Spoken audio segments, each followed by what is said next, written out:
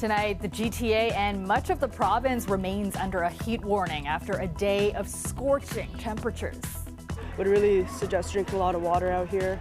Some neighborhoods and some districts of Toronto are better prepared for extreme heat.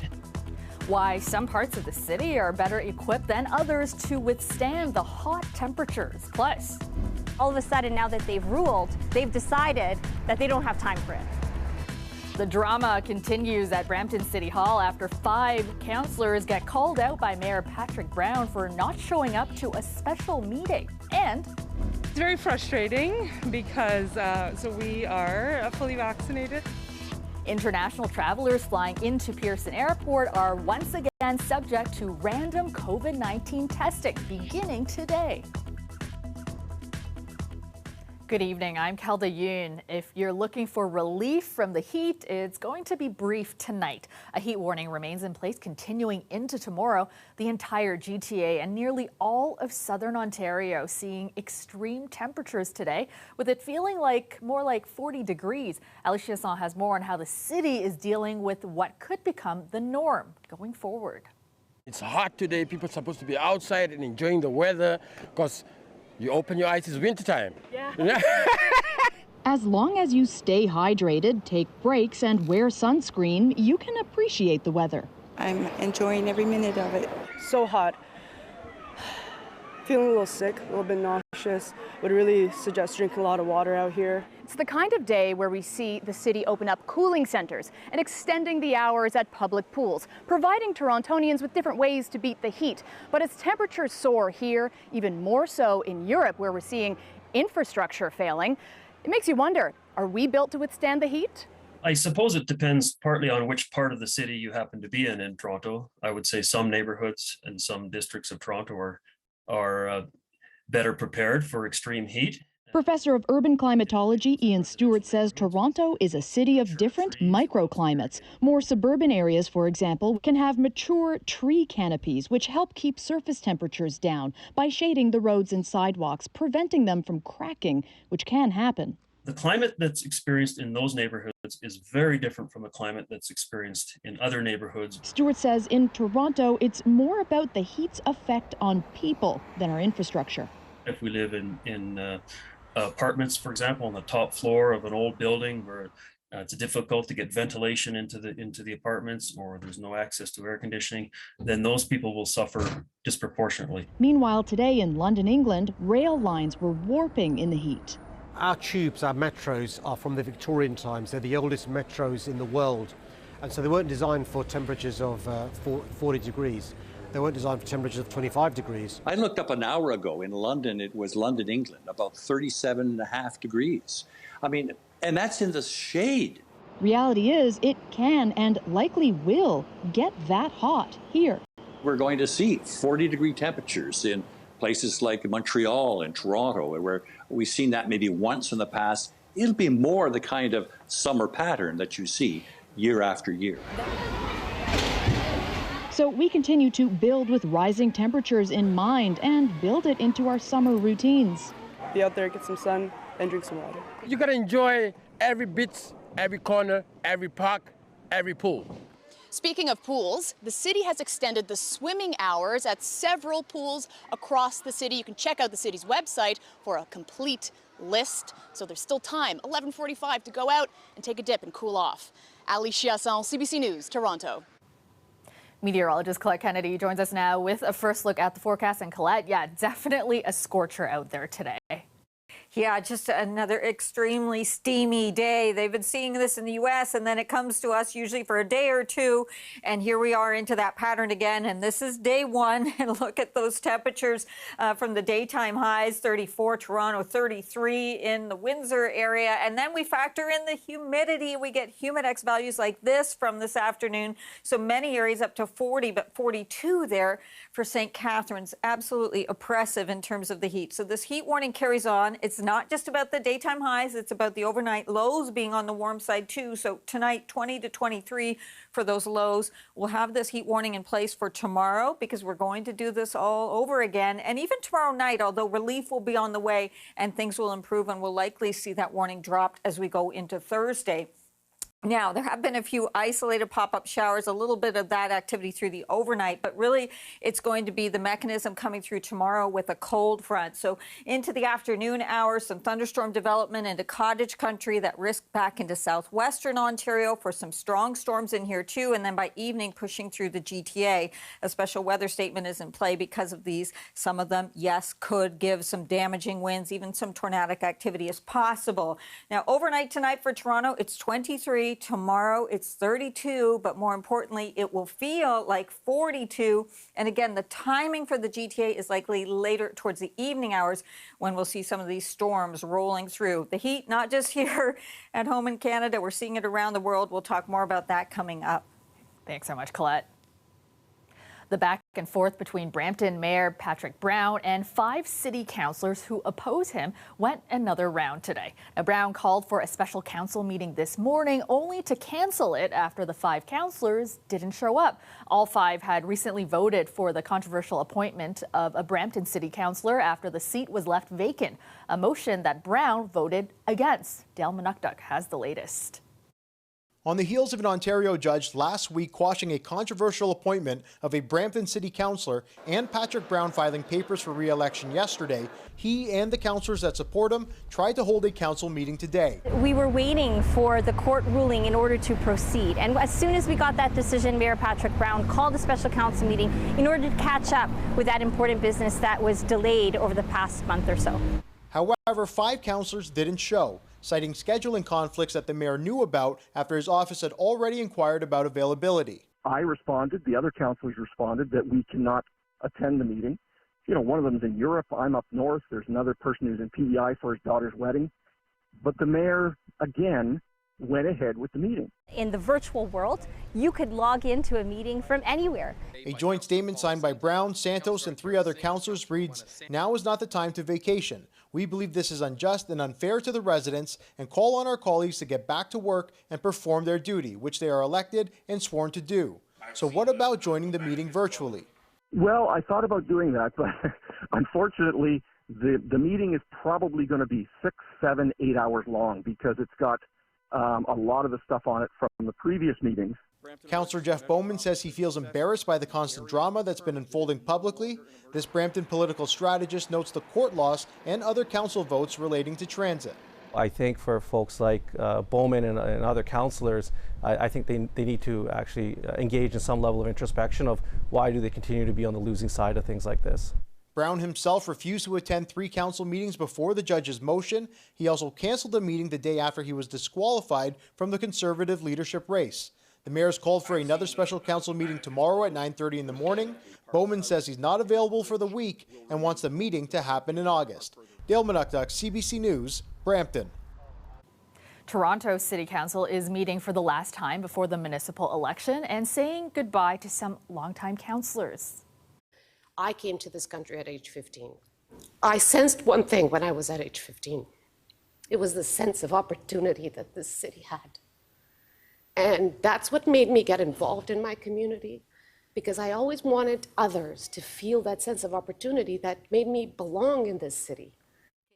Anna Bailau is not the only prominent councillor who has decided not to run again this October. Some, like Joe Cressy, John Fillion, and Denzel Minan Wong, are leaving politics altogether. Michael Ford and Kristen Wong-Tam have made the jump to provincial politics. The University of Toronto and the Canada Infrastructure Bank are partnering to make a big investment in our city. The Canada Infrastructure Bank extend up to $56 million to fund deep building retrofits at U of T's St. George campus. 6 academic buildings will be made more energy efficient. A renewable energy source will be installed on campus. U of T's St. George campus will be upgraded, including changing part of the central heating plant from gas to electric. The announcement took place today at the campus's Engineering, Entrepreneurship and Innovation Center. The initiative will help the campus reduce greenhouse emissions by 50% annually. Mandatory random COVID-19 tests returned to Pearson and other major airports in Canada today. That means anyone flying into the country might be selected for a test, even if they're fully vaccinated. Greg Ross has more. Just weeks after the federal government paused its random testing program for international travelers, it's now back. It didn't receive a warm welcome from many affected by it today. It's very frustrating because so we are fully vaccinated. I don't think it's necessary. I'm tired. The extra steps are unnecessary for me. We're kind of over it. The federal government says it's necessary in order to detect any COVID-19 variants that may be coming into the country. I think the real question here is, what are you doing with this data to help create a safer environment for Canadians? Infectious disease physician Dr. Isaac Bogosh says while the data collected from these tests could be helpful, there are other ways the government can get it. Like wastewater surveillance on airplanes, like surveys to people who test positive through other mechanisms. I don't think it does anything to control the spread, but it can potentially, and again, we need more transparency here, but it can potentially drive public health responses. The government has made some changes to the testing policy. Travelers are no longer required to wait in line to take a test at the airport. And they will send you the details to your email, and you get to do it at home. Those selected will receive an email within 15 minutes of arriving. It will provide information on how they can arrange a test through an approved provider in the region where they live or where they'll be staying. Some in the tourism industry say random testing will still have an impact. Anything that is complicating the travel process, the travel journey right now, is having a negative impact on the return of people traveling again. It makes people stop and think and maybe make a different decision about where they're choosing to vacation. According to the government, maybe make a different decision about where they're choosing to vacation. According to the government's testing guidelines, anyone who does test positive will be required to isolate for 10 days. Greg Ross, CBC News, Toronto. The Prime Minister had harsh words for Hockey Canada today following news it quietly stockpiled money to pay for so-called uninsured liabilities, including sexual abuse claims. I think right now it's hard for anyone in Canada to have faith or trust in anyone at Hockey Canada. What we're learning today is absolutely unacceptable. Details of the fund come from a 2021 affidavit sworn by a former high-ranking Hockey Canada official. The organization faces continued pressure over an alleged 2018 sexual assault involving 8 players, including members of that year's World Junior team. It has since launched a new investigation after its previous handling of the matter drew widespread condemnation and saw major corporate sponsors pull funding. A woman was killed and a man sent to hospital after a crash this morning on Highway 401 near Dixie. Police say it all started with another earlier collision. There was some debris on the crash this morning on Highway 401 near Dixie. Police say it all started with another earlier collision. There was some debris on the highway. It was being cleaned up by the Ministry of Transportation, and traffic was slowing and stopping as they were getting around that crash scene. A tractor trailer was in the middle lane, stopped momentarily, and while it was stopped, it was collided from behind by a blue passenger vehicle, 2 occupants in that vehicle. The woman in that car was pronounced dead at the scene. She was 22 years old and from London. The crash shut down eastbound rush hour traffic for hours before the highway was reopened at... Welcome back. The extreme temperatures across the country paired with droughts are contributing to yet another bad wildfire season. A special air quality statement is in effect for BC's Fraser Canyon because of wildfires close to Lytton. Now, the fire in the province's southern interior is now burning away from the village, heading towards a provincial park. Officials say it now covers about 20 square kilometers. The fire is still burning out of control and is forecast to grow as hotter and drier weather moves into the area. Over in Manitoba, officials are warning the wildfire danger is high right across the province. Now, they point to tinder dry conditions and an increased threat of lightning strikes. One of the out-of-control wildfires is high right across the province. Now, they point to tinder dry conditions and an increased threat of lightning strikes. One of the out-of-control wildfires is pushing closer to the northern community of Pukatawagan. About 2,000 people have fled to cities in the south. And meanwhile, across the pond, the UK has hit its hottest temperature on record. And the hot and dry conditions appear to have sparked a number of fires there. Now, Ashley Burke spoke to the Mayor of London about the extreme heat and what lessons he's learning from Canada. A major incident declared as a surge of fires hit areas around UK's capital. Grass fires engulfing homes. Roads are also melting, power has cut out in some regions, and emergency calls are up. 40 degrees Celsius temperatures are not normal in our city and our country. The Mayor of London told CBC News the weather is dangerous and shows climate change is here. He's looking to other countries like Canada that are already dealing with extreme heat, and most recently spoke to the Mayor of Montreal. One of the things we've learned from our friends in Canada is the importance of thinking about rewilding, about the importance of plantation, about the importance of how by sensible biodiversity, by sensible planting, it can help ameliorate some of the consequences of climate change. Also simple things like discouraging homeowners from pavement in their front garden for their car. London's mayor also said that he feels there is an absence of leadership here in the UK and accused outgoing Prime Minister Boris Johnson of not doing enough to respond to this heat wave across the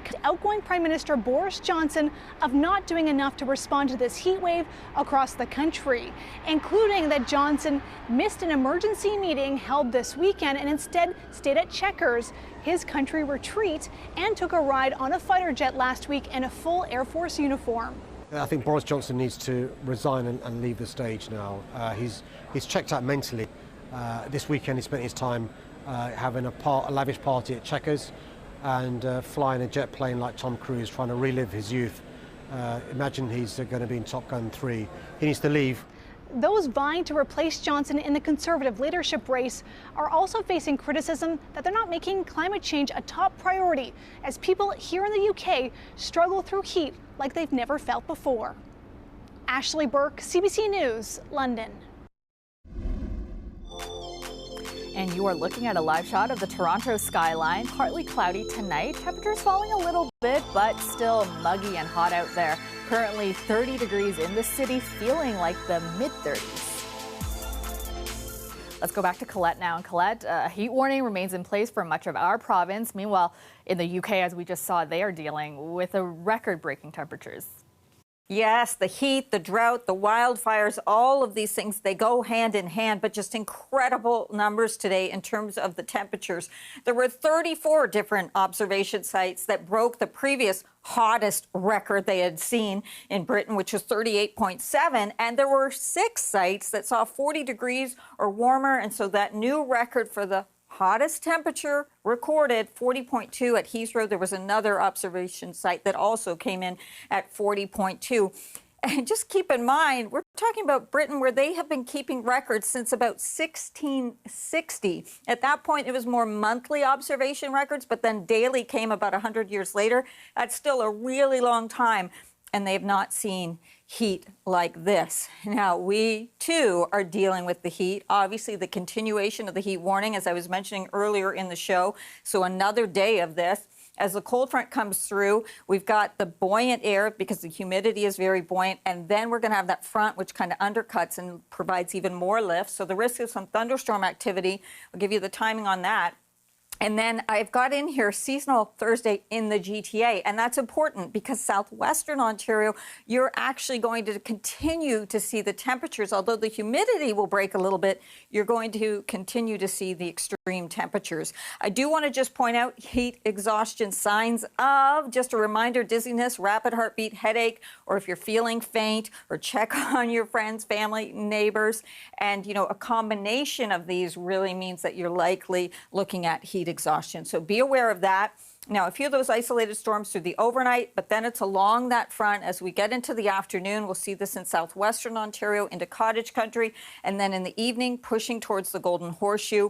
Now, damaging winds, probably the biggest impact here if some of these storms become severe, but small hail, certainly that risk in there, some heavy downpours, although it should move pretty quickly. And there's still the risk of some tornadic activity in here too. Behind that front, we'll see improvement in terms of temperatures in the GTA coming down a bit for Thursday, but the humidity coming down all around, at least for one day. So the severe risk in these areas, we have the special weather statement already in place from Environment Canada. There you go, Toronto, 32 tomorrow, feeling like 42. Thursday, a little more comfortable, a bit on the breezy side. That'll actually feel pretty good. And then some heat is coming back and some humidity too, Kelda, as we head back towards the weekend.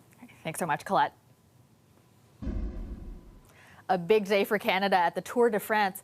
Quebec's Hugo Hull won stage 16 of the world's most prestigious cycling race.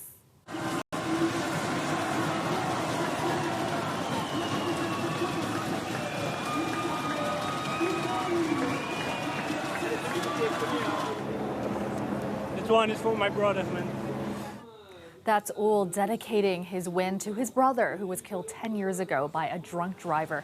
Another Canadian, Michael Woods, took third place. Now, Hull is the first Canadian to win a stage at the Tour de France since Steve Bauer in 1988. And finally tonight, little free library boxes that dot residential neighborhoods are a familiar sight. But one Windsor woman is taking a more creative approach. Instead of books, she stocked hers with art. This is our free little art gallery in Windsor. It's in a couple other cities. I've seen news reports about them, and I wanted to start one in Windsor. So you can take without leaving, you can leave without taking, or you can do both. I work in healthcare, and I know that expressing through art is a really helpful way to work yourself through things. It is the process, not the product. And the process is usually community sharing too. And so that's what I really love about this. It's got all kinds of pieces that I love. Me and my family started this because we wanted to help local artists. So the artists would put their stuff in there and they would share it, but also for anybody. I'm not an artist, but I have so much fun making little things and putting them in there. I think especially recently there's been fewer and fewer ways for local artists to sort of express themselves and sort of be in a visible public space. A place where you can just sort of make your claim known with one little piece. Maybe you have a place to find you on the back if someone's interested in more of your work. It's a great avenue for people to appreciate art and people to get their art out there. And that is our show for you tonight. Thank you so much for watching. I'll see you back here tomorrow night at 11. Have a great night.